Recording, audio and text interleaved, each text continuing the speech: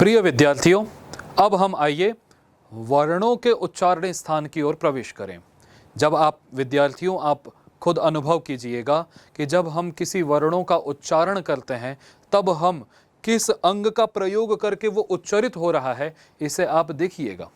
जैसे कि आप प बोलिए प, और प अब मैंने आपको देखा कि प वर्ग प बोलते समय आप ध्यान दीजिएगा कि प बोलते समय आपके दोनों जो होंठ हैं वो आपस में टच कर रहे हैं, स्पर्श कर रहे हैं। इसका मतलब प का उच्चारण आप ओष्ठ से करते हैं।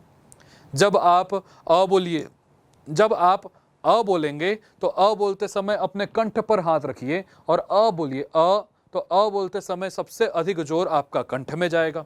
इस तरीके से हम बहुत सारे वर्णों के उच्चारण अनेक अनेक स्थानों से करते हैं। यही वर्णों के उच्चारण स्थान कहलाते हैं। प्रिय विद्यार्थियों, संस्कृत में वर्णों के उच्चारण स्थानों की संख्या 6 है। इसी को यहाँ लिखा गया है कि वर्णानाम षट उच्चारण स्थानानि, वर्णों के 6 उच्चारण स्थान। वे कौन कौन से होते हैं विद्यार्थियों, तो आप इसे समझिएगा। एक उच्चारण स्थान, सबसे प्रथम उच्चारण स्थान होता है कंठ, और उसकी स्थिति हमारे शरीर में कहाँ है, तो यहाँ पर, जैसे कि यहाँ पर भी दिख रहा है कंठः। दूसरा होता है विद्यार्थियों तालु। तालु वाला हिस्सा, जो ये जीभ के ठीक ऊपर वाला जो हिस्सा है, इसको हम तालु के नाम से जानते हैं। ठीक है, तो ये दूसरा उच्चारण स्थान है। तीसरा उच्चारण स्थान है मूर्धा। मूर्धा तालु से भी थोड़ी, तालु के अंदर की स्थिति। जब यहाँ पर ये आप देखिएगा, कभी भी जब हम बोलते हैं तो अंदर जाने पर एक हमारा, जब ये मूर्धा से उच्चारित होता तो हमारा जीभ का पूरा डायरेक्शन और तालु से भी ऊपर होता है। तो यहाँ पर भी आप देखिएगा मूर्धा की स्थिति तालु के भी ऊपर है, तो वो मूर्धा की स्थिति है। इसके अलावा जो चौथा है वो दंतः, वो दांतों से हम उच्चारण करते हैं। जैसे कि आप बोलो त, तो आप त जब भी बोलेंगे तो आप अपने जो जीभ है उसका स्पर्श दांत से करेंगे ही। दांत से स्पर्श किए बिना आप त नहीं बोल सकते, आप थ नहीं बोल सकते, आप द नहीं बोल सकते। विद्यार्थियों, इसके बाद चौथे दंत के बाद में एक उच्चारण स्थान है ओष्ठ। जैसा कि शुरुआत में ही मैंने आपको उदाहरण देके बताया कि आप बिना ओष्ठ के प्रयोग के प, फ, ब, भ ये आप नहीं बोल सकते। तो पांचवा उच्चारण स्थान है ओष्ठ, और छठवां उच्चारण स्थान है नासिका। नासिका जिन वर्णों, जैसे नासिका के द्वारा भी हम वर्णों का उच्चारण करते हैं। जैसे कि आप बोलिए म, तो म बोलने में या न बोलने में आपका पूरा का पूरा जोर कहाँ जा रहा है, नासिका में। इसलिए म, न, इनका उच्चारण हम नासिका से करते हैं। अब हम विद्यार्थियों जानते जाएंगे कि कंठ से उच्चारण होने वाले वर्ण कितने हैं, तालु से उच्चारण होने वाले वर्ण कितने हैं। इसके अलावा मूर्धा से, दंत से, नासिका से, ओष्ठ से उच्चारण होने वाले वर्णों को हम धीरे धीरे आगे देखेंगे। तो कंठ से उच्चारण होने वाले वर्ण कौन कौन से हैं, तो आपको यहाँ पर दिखाया जा रहा है कि कंठ से उच्चारण होने वाले वर्ण है अ, आ, क, ख, ग, घ, ङ, ह और अह। इनका उच्चारण हम कंठ से करते हैं, या सामान्य भाषा में कहें तो अ, आ, क वर्ग के 5 अक्षर क, ख, ग, घ, ङ और ह और अह की उच्चारण स्थान हम कंठ से करते हैं। इसी प्रकार तालव्याः वर्णाः कति भवन्ति, तो तालव्याः वर्णाः ये सन्ति। तालव्य वर्ण इतने सारे हैं, कौन कौन से हैं जिनका उच्चारण तालु से हो, वो तालव्य वर्ण है। आप जैसे कि ई, इसके अलावा च, छ, ज, झ, य। आप देखिएगा, यहाँ पर ध्यान दीजिएगा विद्यार्थियों। जैसे कि इससे पहले का भी मैं एक दिखाऊं, तो पहले में भी आप देखिएगा क वाले में भी कि उसमें जो अंतिम वर्ण था ङ, इसमें एक सर्कल सा बना हुआ है। उसी प्रकार आप नीचे भी देखिए, जब तालव्य वर्ण भी देख रहे हैं तो यहाँ जो ये च, छ, ज, झ, य, इसमें भी एक सर्कल बना हुआ है। तो इसका एक विशेष प्रयोजन है जिसको मैं आगे आप लोगों को बताऊंगा। तो आपको यहाँ ये जानना होगा कि ई, च, छ, ज, झ, य और श, इसका उच्चारण हम तालु से करते हैं। प्रयोग करके देखिए, च बोलेंगे तो आप च बोलते समय आपकी जो जिह्वा है वो दंत से ऊपर जो तालु है, तलवा जिसको हम बोल देते हैं सामान्य भाषा में, उसको स्पर्श करेगी ही। यहाँ पर दर्शाया भी गया है। ठीक है। फिर मूर्धा से जो प्रारंभ होने, मूर्धा का सहारा लेकर के जो वर्ण उच्चारित होते हैं उसी को हम मूर्धन्य वर्ण बोलते हैं। वो वर्ण कौन कौन से हैं? तो री, री, ट, ठ, ड, ढ, यहां पर भी ण में सर्कल बना हुआ है, और इसका और र और श, इसी को हम जो है मूर्धा से उच्चारित करते हैं। इसके अतिरिक्त आगे आप देखिए, दंत से उच्चारित होने वाले जो वर्ण है वो दंत्याह कहलाते थे, और वे वर्ण है रि, त, थ, द, ध, न। यहां पर भी इसके मैं ध्यान आकर्षित कर रहा हूं, न पर भी सर्कल बना हुआ है। तो अब तक आपने 4 वर्ण देख लिए, एक ङ, य, इसके अतिरिक्त आपने देखा ण और एक न। इनमें 4 सर्कल बने हुए थे, और एक आगे आने वाला है म। क्यों बना हुआ है इस पे मैं आपको आगे बताऊंगा। तो ये रि, त, थ, द, ध, न और ल और स, इनका उच्चारण स्थान दंत होता है। आप त बोल करके देखिए विद्यार्थियों, त जब आप बोलेंगे ना, तो त बोलते समय आपकी जिह्वा निश्चित रूप से दंत को स्पर्श करेगी ही। इसके बाद विद्यार्थियों आप ओष्ठी वर्णों पर आ जाइए। ओष्ठ वर्ण कौन कौन से हैं? जिनका उच्चारण ओष्ठ से होता हो उनको हम ओष्ठ्य वर्ण कहते हैं। वे वर्ण है उ, उ, प, फ, ब, भ, म। विद्यार्थियों आपको एक चैलेंज दूं, आप बिना होठ के प्रयोग किए बिना प बोल के दिखाइए, आप बोल ही नहीं पाएंगे। इसलिए प, फ, ब, भ, म, इनका उच्चारण स्थान है ओष्ठ। ठीक है, यहां पर भी आप देखिएगा म पर एक सर्कल बना हुआ है। तो यहां पर अब क्यों बना हुआ है, इस रहस्य को उद्घाटित करते हुए आगे के स्लाइड में हम देखते हैं। अब नासिक्याः वर्णाः भवन्ति, कि नासिक अर्थात नासिका से जिनका उच्चारण हो ऐसे वर्ण कौन कौन से हैं? तो अम, जितने भी अनुस्वार वाले जिसमें अम की बिंदी लगी होगी वो सब के सब वर्ण जो है वो नासिका से उच्चारित होंगे। अम, आम, ईम, कम, खम। अब आप जब ये बोल भी रहे होंगे ना, आपको बोलना भी है, तो आप कम ऐसा बोलेंगे तो नाक पर आपका प्रेशर जाएगा। इसका अर्थ अभिप्राय यह हुआ कि आप इसका उच्चारण नासिका से कर रहे हैं। अब ऐसे भी विद्यार्थियों, ऐसे भी बहुत सारे वर्ण हैं जिनको हम एक नहीं 2-2 उच्चारण स्थानों से, 2-2 अंगों से जिनका उच्चारण करते हैं। ऐसे वर्णों को हम द्विस्थानीय वर्णानाम उच्चारण स्थानी, अर्थात ऐसे वर्ण जिनका उच्चारण हम 2 स्थानों से कर रहे हैं। जैसे कि उसमें वर्ण है एक अ और ई को मिला देने से जो ए और ऐ मिलता था हमको, इसका ए और ऐ इनका उच्चारण स्थान कंठ भी होता है और तालु भी होता है। उसका ए और ऐ बोलते समय हम कंठ का भी प्रयोग कर रहे हैं और तालु का भी, इसलिए द्विस्थानीय वर्ण हो गए। उसी प्रकार जब हम ओ और औ कहते हैं तब हम ओष्ठ का भी प्रयोग करते हैं और कंठ का भी प्रयोग करते हैं। इसलिए ओ और औ इन दोनों का उच्चारण स्थान विद्यार्थियों कंठ और ओष्ठ है। अब इसके अतिरिक्त विद्यार्थियों आपकी थोड़ी सी परीक्षा लूं मैं, आप मेरे को बताइए कि यहाँ पर जब हमने क, ख, ग, घ, ङ, जब ङ कहा तो ङ का उच्चारण स्थान हमने जाना था कंठ था। कंठ के अतिरिक्त इसका एक उच्चारण स्थान नासिका भी होती है, इसीलिए वहां पर सर्कल बनाया गया था कि कंठ उच्चारण स्थान तो है ही, लेकिन साथ साथ इसका उच्चारण स्थान नासिका भी है। ठीक उसी प्रकार च, छ, ज, झ, य, इनका उच्चारण स्थान तालु तो था ही य का, लेकिन य का उच्चारण स्थान तालु के साथ साथ नासिका भी है। इसलिए यहाँ पर ऊपर में लिखा हुआ देखिएगा कि स्वस्थानेन सह नासिक्याः वर्णाः, अर्थात अपना जो एक वर्ण का उच्चारण स्थान तो उसका था ही, लेकिन साथ में नासिका भी हो गई। ऐसे वर्ण ये 5 आपको मिलेंगे, जैसे कि ङ, इसका कंठ उच्चारण स्थान तो था ही, परंतु साथ ही साथ इसका उच्चारण स्थान नासिका भी है। या इसका उच्चारण स्थान ऑलरेडी तालु तो था ही, लेकिन साथ ही साथ इसका एक उच्चारण स्थान नासिका भी है। इसके अतिरिक्त पहले हमने ङ देखा, फिर य देखा, फिर इसके अलावा ण का उच्चारण स्थान ट, ठ, ड, ढ, ण, इसके साथ आने से मूर्धा तो था ही, परंतु साथ ही साथ इसका उच्चारण स्थान नासिका भी है। इसके बाद त, थ, द, ध, न में आपने सर्कल देखा था, तो न जो है ये तवर्ग में आने से इसका उच्चारण स्थान दंत तो था ही, लेकिन साथ साथ इसका नासिका भी है।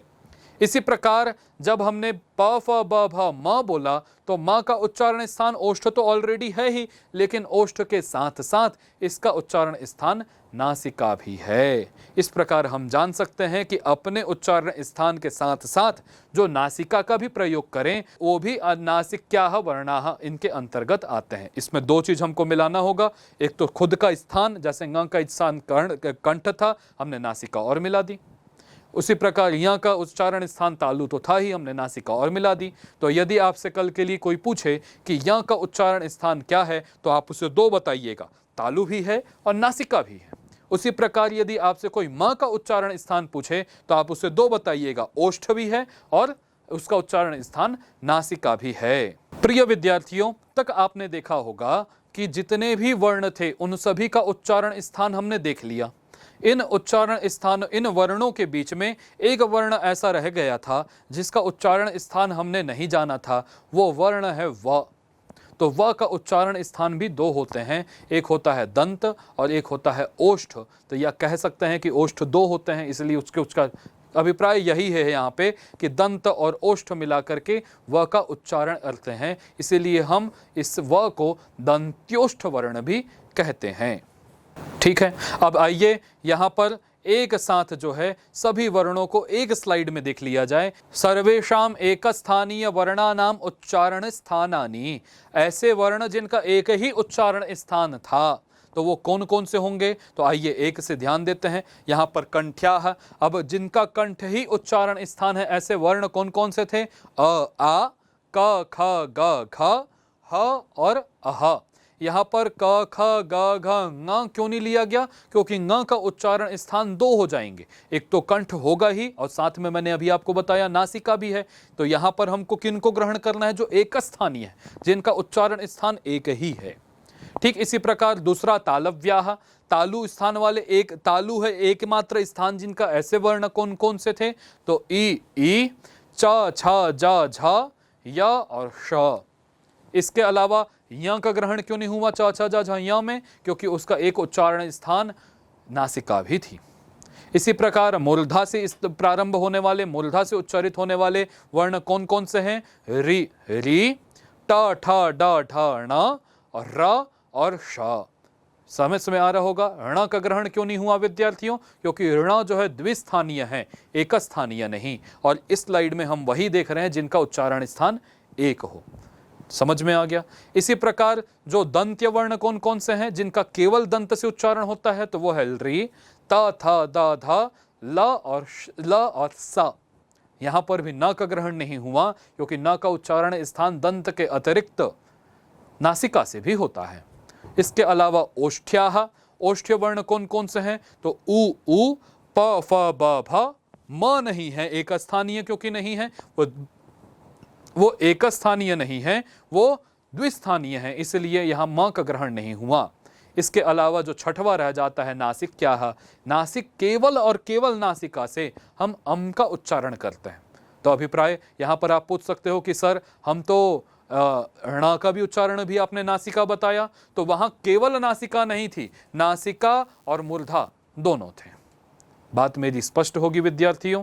आइए आगे बढ़ते हैं। यहां पर एक ही स्लाइड में आपको जितने भी वर्णों के उच्चारण स्थान हैं उन सभी को दिखा दिया गया है। प्रिय विद्यार्थियों, यहां पर एक ही स्लाइड में आपको सारे वर्णों के उच्चारण स्थान दिखा दिए गए हैं। तो यहाँ पर आप पहले से प्रारंभ करेंगे तो कंठ में देखिएगा तो अ आ, ए ऐ, ओ औ, क ख ग घ ङ, ह और अह, इनका उच्चारण स्थान हम कंठ से करते हैं। इसके अतिरिक्त तालव्याः, तालु से उच्चारण स्थान किसका होता है, तो ई, ए ऐ, च छ ज झ य और य और श। मूर्धा से किसका उच्चारण होता है विद्यार्थियों, तो री, ट ठ ड ढ ण र और श का। नासिका से किसका उच्चारण होता है, तो ङ, य, ण, न, म और अम। इनका उच्चारण स्थान अपने अपने स्थानों से होता ही है, परंतु नासिका से भी होता है। दंत्याः वर्णाः के सन्ति, तो दंत्य वर्ण कौन कौन से हैं, तो री, त थ द ध न, ल व और श, स, ये दंत्य वर्ण है। ओष्ठ्य वर्ण कौन कौन से हैं, तो उ, ओ औ, प, फ, ब, भ, म और व ये ओष्ठ्य वर्ण है। देखिए व का उच्चारण स्थान दंत्योष्ठ था, तो दंत भी था और ओष्ठ भी था, इसलिए व को देखिएगा आपको दंत्य वाले कॉलम में भी दिखेगा और आपको ओष्ठ्य वाले कॉलम में भी व दिखाई देगा।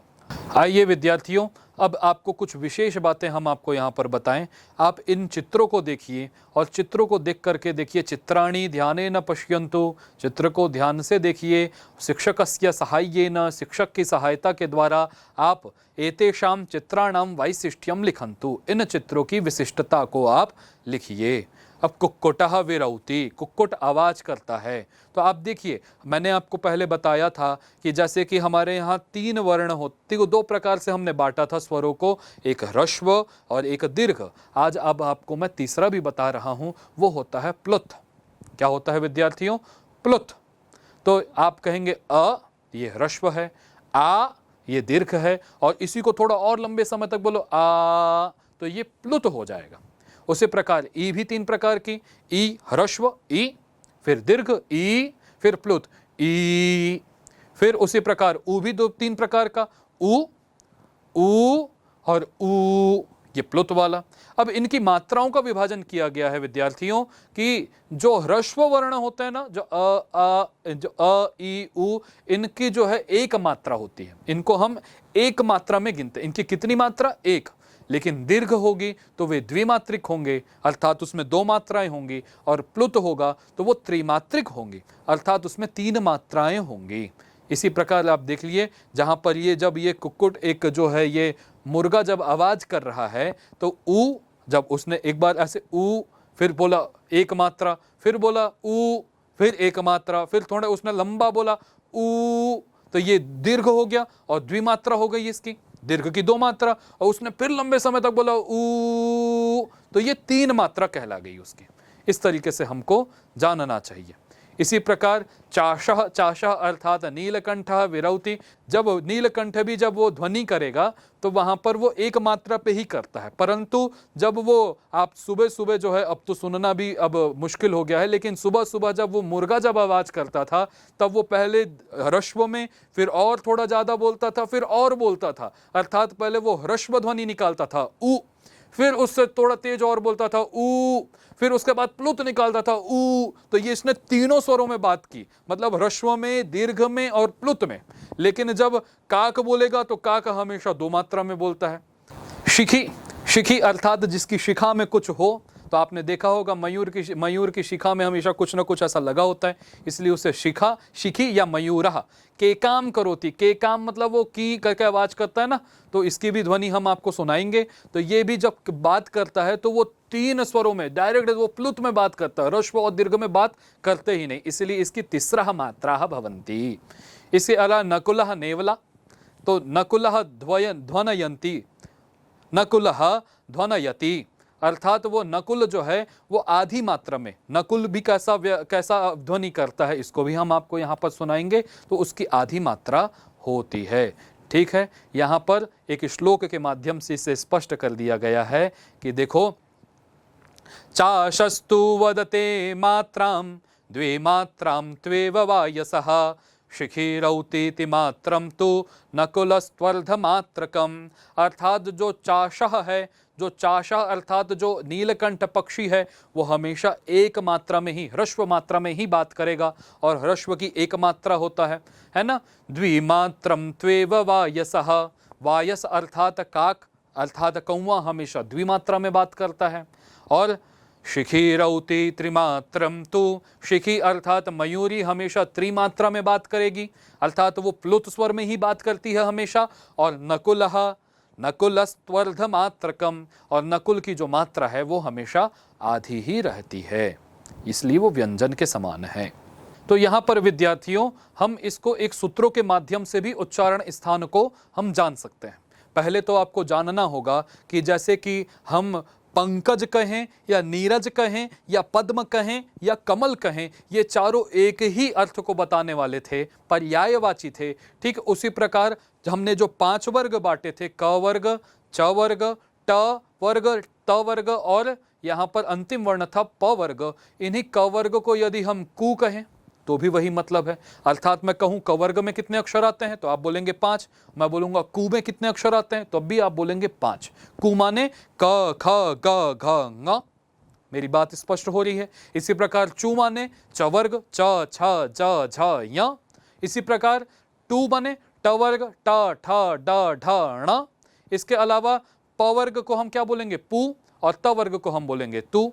अब विद्यार्थियों इन सूत्रों को आप ध्यान से देखिए तो यहां लिखा हुआ है अकुह विसर्जनीया नाम कंठः, अर्थात अ कु माने 5 वर्ण, क ख ग घ ङ, विसर्ज माने विसर्ग, अर्थात ये कुल कितने हो गए तो आप देखिए कु, देखो पहले अ फिर कु माने क वर्ग फिर ह फिर विसर्ग, टोटल आप गिनिएगा ये आपको 8 वर्ण मिलेंगे। 8 वर्ण, पहले अ फिर कु माने क वर्ग 5 तो 5 और 1 6, फिर ह 7 और विसर्ग 8। तो ये 8 वर्णों का उच्चारण स्थान कंठ होता है, जिसे हमने पिछले अभी स्लाइड के माध्यम से देखा। इसी प्रकार विद्यार्थियों इचु यशानाम तालु, इचु यशानाम तालु, तो इचु यशानाम ई माने ई वर्ण, चु माने च वर्ग अर्थात च छ ज झ य, फिर य का उच्चारण और श ये भी 8 वर्ण हो गए और इनका उच्चारण स्थान तालु होता है। ठीक है। फिर ऋतु रसाणाम मूर्धा, ऋतु रसाणाम मूर्धा अर्थात री, टू का अभिप्राय ट वर्ग से है तो ट ठ ड ढ ण, र और श ये भी 8 वर्ण हो गए, इनका उच्चारण स्थान हम मूर्धा से करते हैं। फिर ऋतु लसानाम ये 7 वर्ण है, री तू का अभिप्राय यहां पर तवर्ग से है तो त थ द ध न, ल और स इनका उच्चारण स्थान हम दंत से करते हैं। इसी प्रकार उपुब्धमानिया नाम ओष्ठौ, ये एक उ पू माने पवर्ग और एक वर्ण और विद्यार्थियों हमारे यहाँ होता है जो विशेष हम आगे जाएंगे तो उस पर चर्चा करेंगे, उपधमानीय उसे कहते हैं। तो उपधमानीय क्या होता है इसके हम चर्चा करेंगे। इसलिए उ और प फ ब भ म इनका उच्चारण स्थान ओष्ठ होता है, इसीलिए कहा गया है उपुब्धमानिया नाम ओष्ठौ। इसके अतिरिक्त आया विद्यार्थियों यम गणना नाम नासिका च, ठीक है, या यम गणना नाम स्वस्थान नासिका स्थाना, यहाँ ऐसा लिखा होगा लेकिन इसका सही कैसे बोल सकते हैं, यम गणना नाम नासिका च। यम य म ङ ण न इनका उच्चारण स्थान जो है नासिका भी होती है। नासिका भी का मतलब यह है कि ङ का उच्चारण क वर्ग में आने से पहले, क वर्ग में आता इसलिए कंठ तो था ही, परंतु साथ साथ इसका नासिका भी है, इसलिए ङ का उच्चारण स्थान आपको 2 मिलेंगे, कंठ और नासिका। इसी प्रकार य का उच्चारण स्थान च वर्ग में आने से तालु तो था ही, परंतु उसका उच्चारण स्थान नासिका भी है। इसी प्रकार अन्य वर्णों को भी आपको जानना चाहिए। ए दयितो कंठ तालु, ए और ऐ का जो है उच्चारण स्थान कंठ तालु होता है। ओ दौतो कंठोष्ठम, ओ और औ का उच्चारण स्थान कंठोष्ठम होता है। वकारस्य दंतोष्ठम, वकार का उच्चारण स्थान, इस वकार का उच्चारण जो है हम वो दंत्य और ओष्ठ से करते हैं। और अनुस्वारस्य नासिका अनुस्वारस्य, नासिका अनुस्वारस्य जो अनुस्वार अर्थात जो अम की बिंदी है उसका उच्चारण स्थान हम कहाँ से, नासिका से करते हैं। ठीक है विद्यार्थियों, इस पाठ में हम लोगों ने स्वर वर्णों को देखा। वर्ण 2 प्रकार के, स्वर वर्ण, व्यंजन वर्ण। स्वर वर्णों को हमने 2 भागों में बांटा, एक था समानाक्षराणी और एक था संध्यक्षराणी। फिर हमने व्यंजन वर्णों को 4 भागों में बांटा। वो व्यंजन वर्ण कौन कौन से थे, वो एक पहले थे स्पर्श, फिर उसके बाद स्पर्श के बाद थे अंतस्थ, फिर उसके बाद ऊष्म, उसके बाद अयोगवाह। इसको जानने के बाद हमने जाना कि किस प्रकार हम मात्राओं का उच्चारण करते हैं, क, का, की, के, को, कौ इत्यादि तरीके से। फिर हमने कुछ अभ्यास कार्य किए, हमने जाना कि कितने कितने वर्णों को मिलाकर के हमने संयुक्त अक्षरों को जाना। इसके अलावा हम लोगों ने संयुक्त व्यंजनों को जानने के बाद हमने उच्चारण स्थानों को जाना, वर्ण वियोग को जाना, और उच्चारण स्थान के अंतर्गत हमने किन वर्णों का उच्चारण स्थान कंठ से, तालु से, मूर्धा से, दंत से होता है, इन सभी वर्णों को हमने इस पाठ में जाना। और कुछ विशेष शब्दों को, अर्थों को हमने हिंदी, इंग्लिश और अपनी मातृभाषा में भी जानने का प्रयास किया। इस प्रकार प्रथम पाठ यहाँ पर समाप्त हुआ। धन्यवाद।